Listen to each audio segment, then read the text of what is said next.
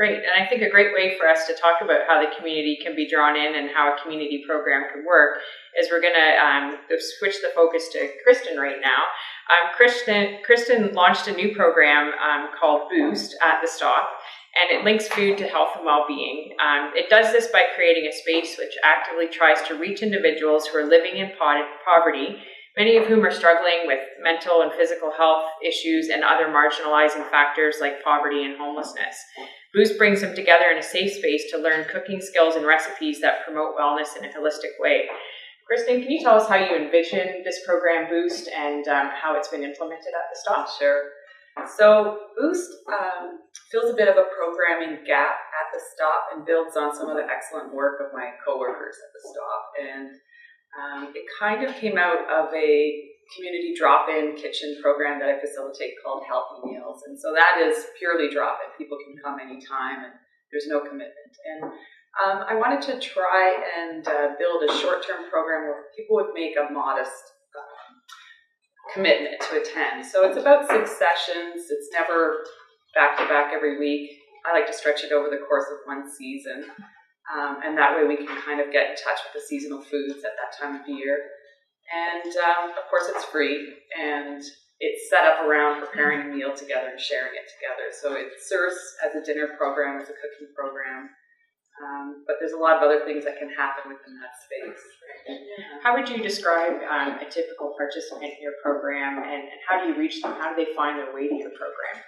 Well, in terms of outreach, Boost has a focus, so one of the programs focused on boosting the immune system, and I did particular outreach for that program. Another one is food and mood, and one is preventing type 2 diabetes. So depending on the focus of the program, I'll tailor my outreach. But in general, because of my experience working in the mental health field in housing, supportive housing, I knew that there were a lot of boarding homes and some group homes, regulated and non-regulated, in our neighborhoods. And so I knew there were a lot of people living in poverty right in our backyards, living in homes where they wouldn't have access to kitchens, where they might not have any input into the meals that are being prepared and eaten, and where they aren't getting much fresh fruit or vegetables. So the outreach I had in mind when I came to the stop was to try to connect with people like that, living pretty isolated lives in our neighborhood. And so I know that some folks are coming with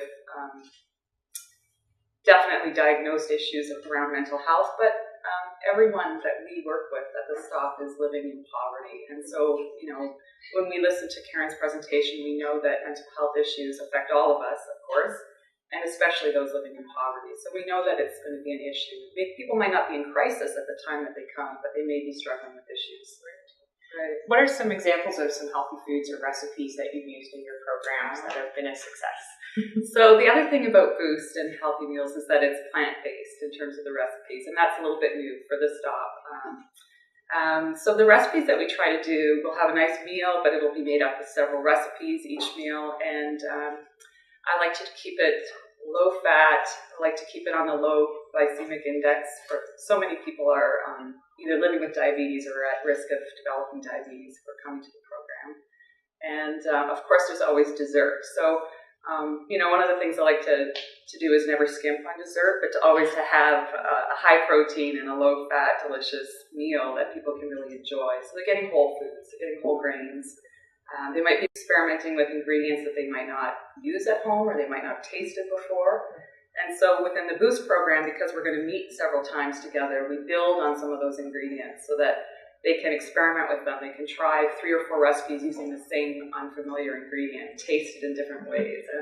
And tofu is a big one. A lot of people have not really tasted that, so I consider it a marker of success when people will taste it and enjoy it. So that's a plus. Great.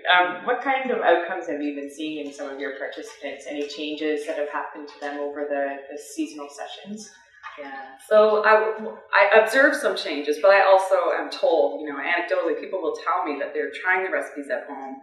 They're making substitutions, which is great. I love to hear that. They're modifying things. They're letting me know what worked, what didn't work. They're inviting someone over for dinner. That's a big sign that things are going well. Trying the new things, telling me that they're feeling more confident, that that they're shopping differently, that they're prioritizing different foods, they're relying less frequently on fast food, which is a big deal, or pre-processed foods, TV dinners, that sort of thing. A lot of times people are buying what's affordable and what's cheap, what's on sale, and a lot of times those foods are not healthy for us. So making that switch is a big leap, and it takes some confidence and it takes some support to be able to start thinking differently around food. Right.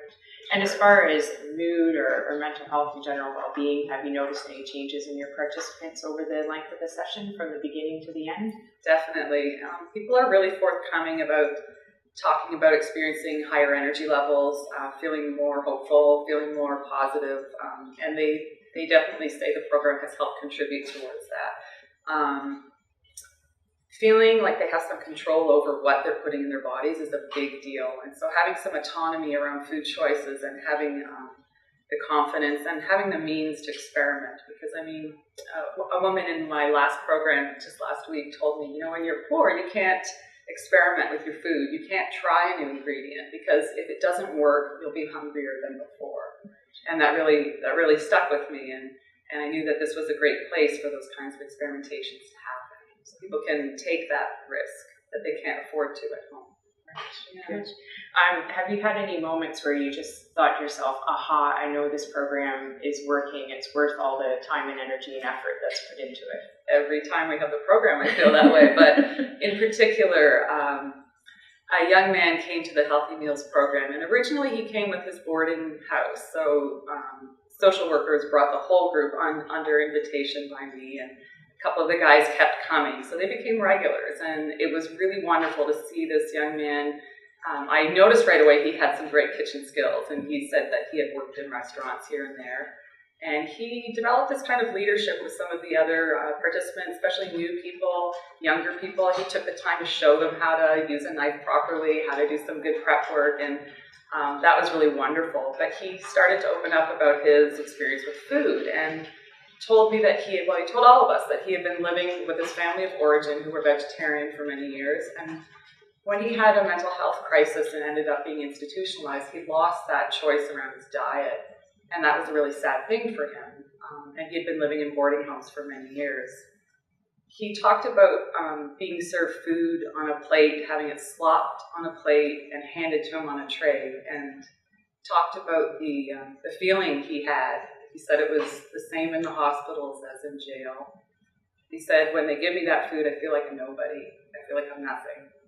And when I come here, I'm allowed to touch things. I'm allowed to taste things. I can chop stuff. I can cook for myself. He said, this food makes me feel like Superman, because he was feeling like he was getting strong again, that he was developing some muscle, he was developing independence, and I had to go have a little cry in the closet when he talked about that, but it was a really wonderful moment.